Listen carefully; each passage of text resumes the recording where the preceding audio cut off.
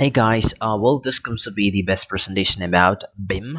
Alright, first let's try to understand that BIM is an intelligent 3D model. That's the first point that you have to understand. First, BIM is an intelligent 3D model. Okay, model. Alright, let's get into the definition of BIM. BIM is a process of designing and construction using electronic object and information. This definition can be split right into two parts. The first is the process of designing and construction using what? Convention process. We are gonna design using the paper. Okay, there's a lot of mistakes and there's a lot of flaw in those processes. Just like maybe if you wanna have any kind of an issue inside, like, okay, mate, you gotta have a column here, but no, practically it might be impossible inside to cast that column right at this point. So what's the normal procedure? Okay, maybe the concrete worker might have noticed that, oh my god, I can't place that column right here. So he will inform his supervisor, he will inform his supervisor, named as, you might be having kind of site engineers is here, site manager is there. Now site manager will inform this into construction manager will inform this into your structural engineer. Okay, this is the conventional process of resolving an issue in site. So that would take a lot of time. During this time, the construction will be you can say the construction will be into an halt, right?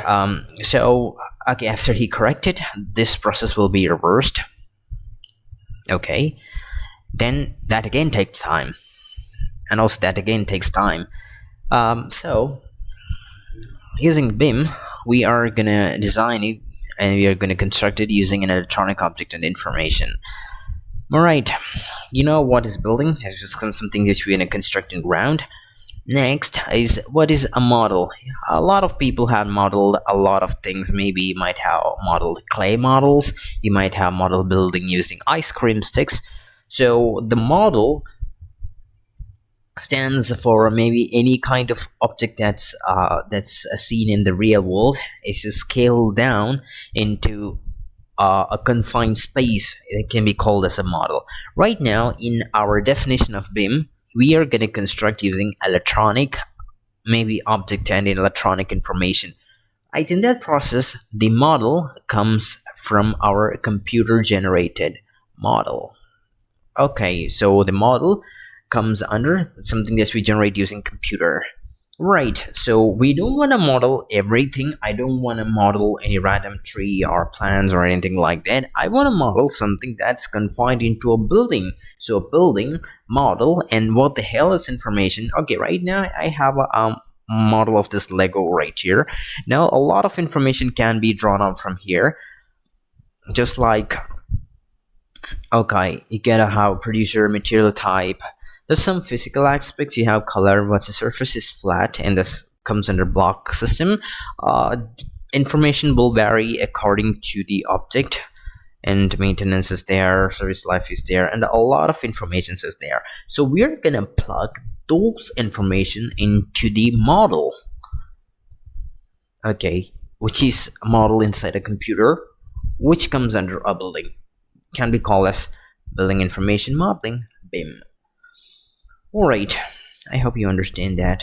In BIM, we have to understand that there is a central file which is called as BIM model, and all of these people surrounded by this project. Maybe you can have a client here, you have site engineers here, you have maybe architects here, you have maybe the construction workers here, a steel worker, and maybe MEP guy, MEP engineer.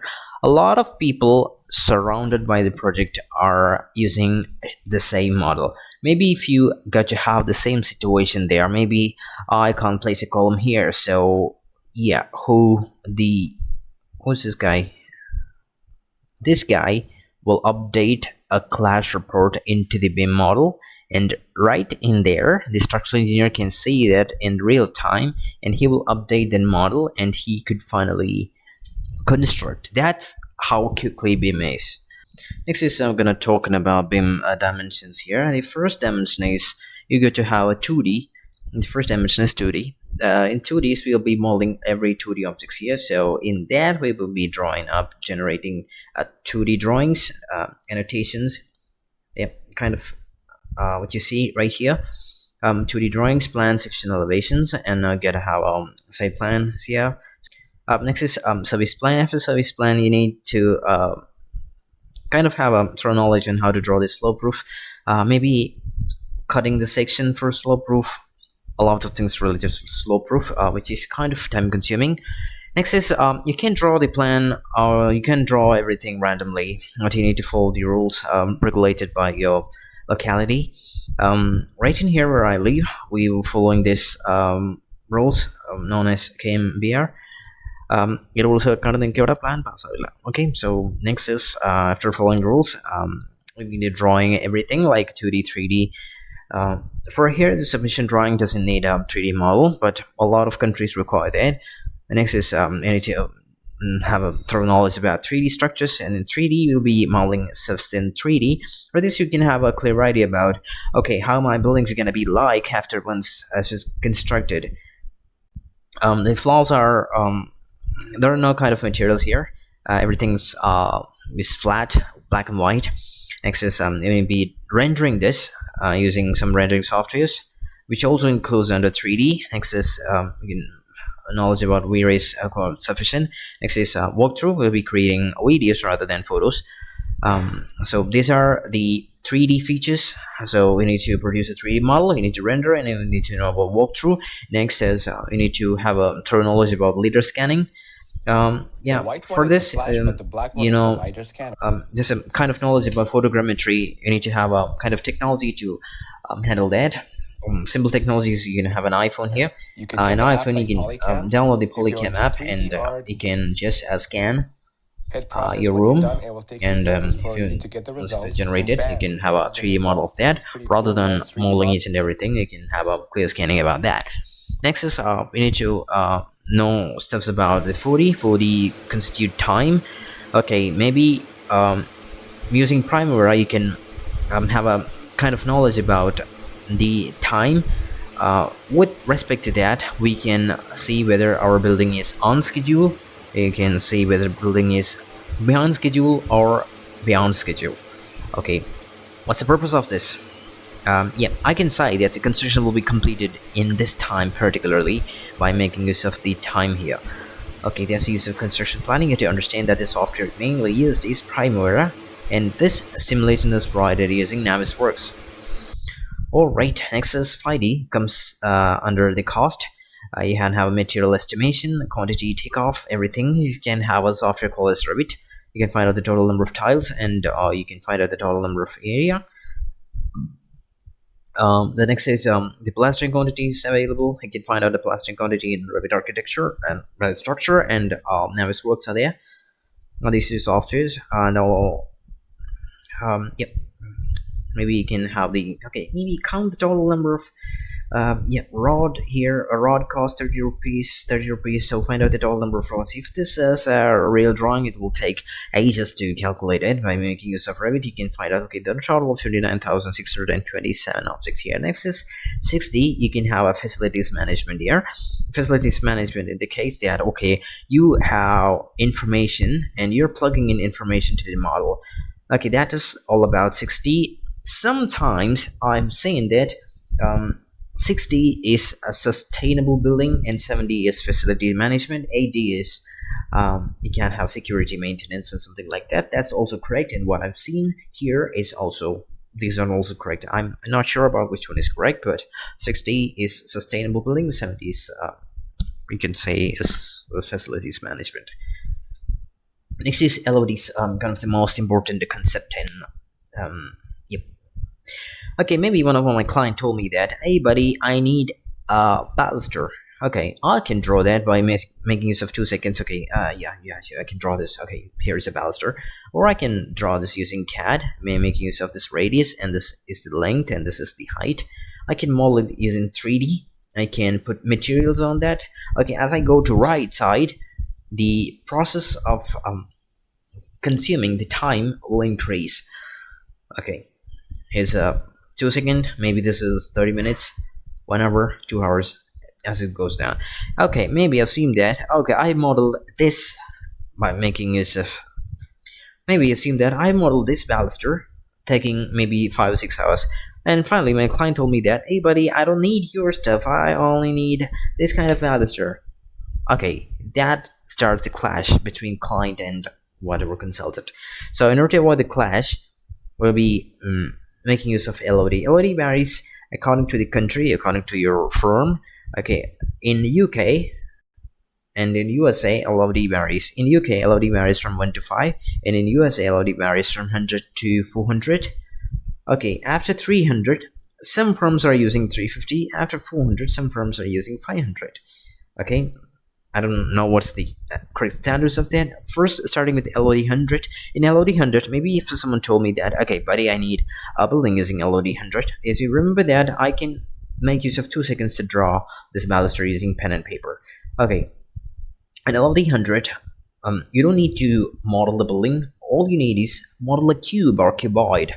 Okay, in this you can find out maybe the length of building, the width of building, and the height of building, the total volume or maybe the total area confined in that building. Okay, what's the use of that? You can find out the approximate cost of building using the average square feet rate, and maybe you can have, okay, next is LOD 200. You are modeling the actual building here, but with approximate openings, not accurate. This is approximate openings.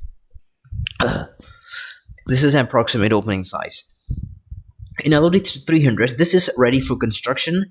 You cannot construct anything using LOD 100 or 200. So starting from LOD 200, you can start construction. You'll be providing an accurate model of your building, accurate models of size, accurate models and size of doors and windows here.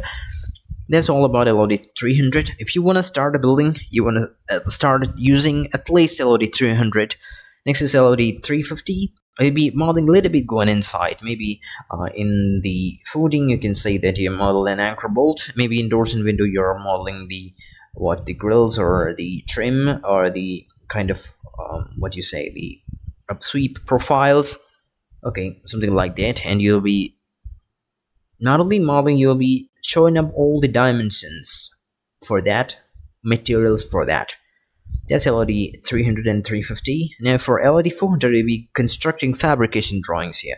For that fabrication drawing, you will be maybe, as you see in the anchor bolt here, we will be fabricating the anchor bolt, and that's sending to some fabrication company to get the anchor bolt. And for LOD 500, you'll be going to the site to inspect whether what your model is implemented inside or not. That's all about LODs.